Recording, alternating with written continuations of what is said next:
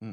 J'aimerais qu'on revienne sur un mythe, que beaucoup de freelances, je pense, se font. Ils trouvent que c'est un il y a beaucoup de personnes qui, je pense, enfin, se disent que c'est impossible d'aller chercher 20 000 € par mois en étant seul, temps free. On a Jérôme ici qui prouve le contraire.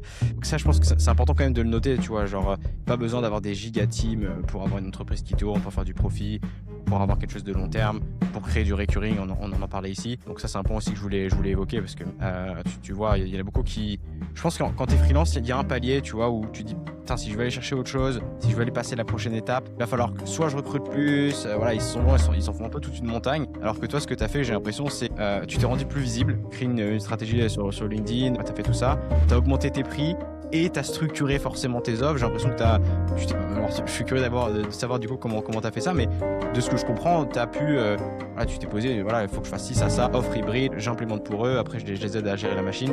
Il t'a amené sur un truc qui est hyper structuré, avec une vraie autorité sur le marché. Je pense que c'est ce que beaucoup de freelance veulent faire.